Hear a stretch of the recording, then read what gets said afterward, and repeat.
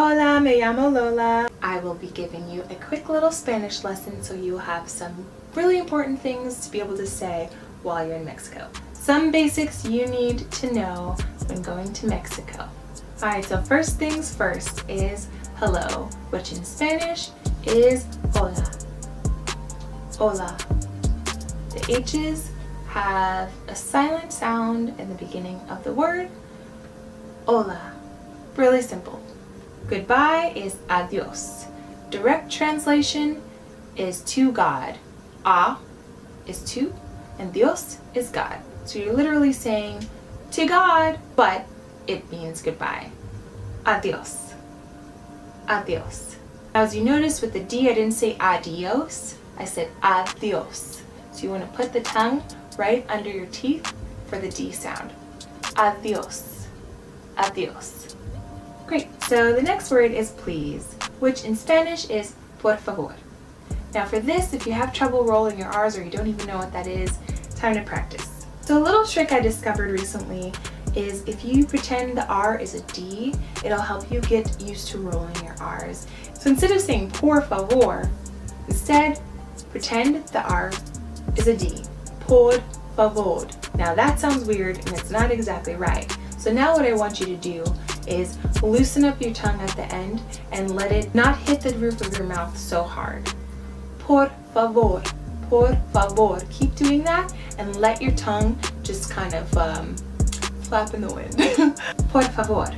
So hopefully that helps. Next up is thank you.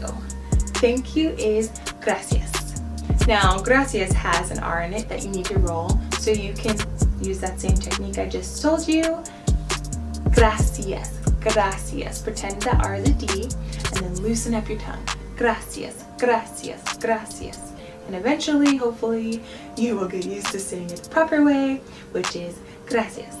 Now, if you want to say where is, if you're asking where is something, you're going to say ¿Dónde está?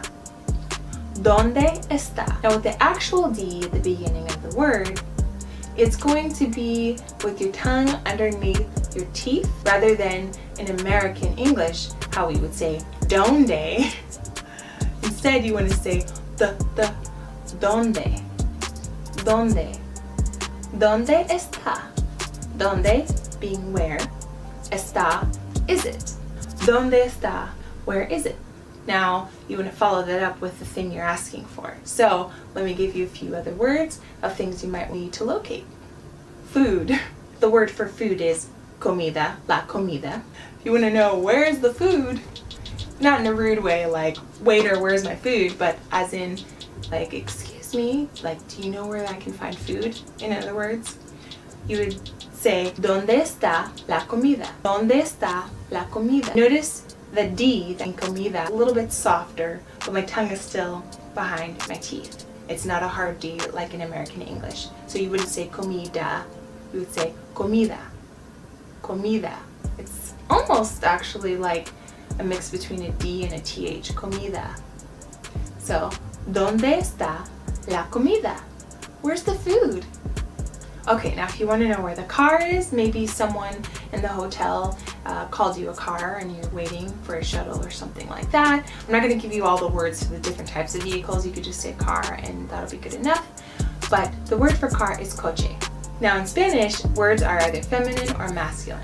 So it would either be la or el before the word. So if you hear people making jokes like ¿Dónde está el carro? To say car, you know, as a joke, it's just because you put el or la in front of things. The word for car is actually coche. So you'd say ¿Dónde está el coche?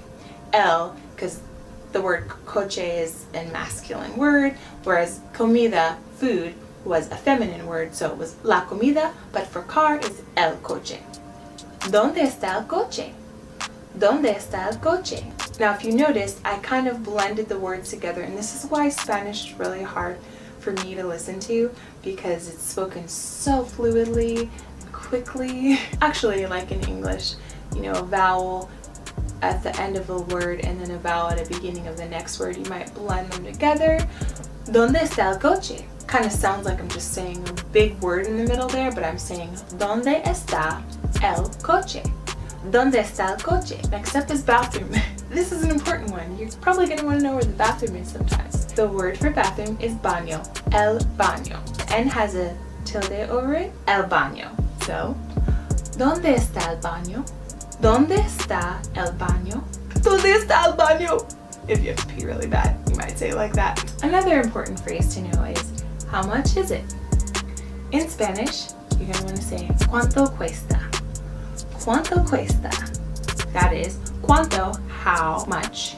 Cuesta is cost. How much does this cost? ¿Cuánto cuesta?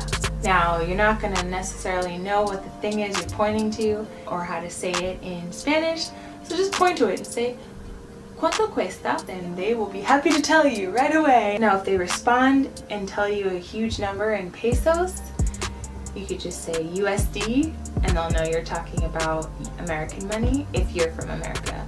I don't know what you would say if you're from another place. Lo siento, sorry. That brings me to my next one. If you ever need to say sorry, lo siento. Lo siento. Another sentence I used a few times was, can I pay in American money or do I need pesos? This is more intermediate, but if you want to know, here it is. ¿Puedo usar el dinero de los Estados Unidos o necesito pesos? ¿Puedo usar, can I use, el dinero, the money, de los Estados Unidos, from America? Or, necesito pesos, or do I need pesos? I, every time, was told I could use American money, so thumbs up. Good morning is buenos días. Buenos días. Buenos días. Good afternoon is buenos tardes. Don't roll your R too much if there's one R in the word. At times in Spanish there will be two R's in a word and then you want to have a longer rolling. So if you roll your R too long, you're going to be saying it incorrectly. Buenos tardes. It's a one R, so it's a short roll. For a longer roll, churros. Churros, you would say in American English, has two R's. So you would say churros. Just know that that's the distinction. If there's one R, it's a short roll. If it's two R's, it's a longer roll. Last but not least is good night, which I'm about to say to you, and that is buenas noches. Buenas noches. Buenas noches. Gracias for watching my video. I hope you enjoyed it. Please give it a thumbs up and subscribe to my channel for more travel videos. Adios!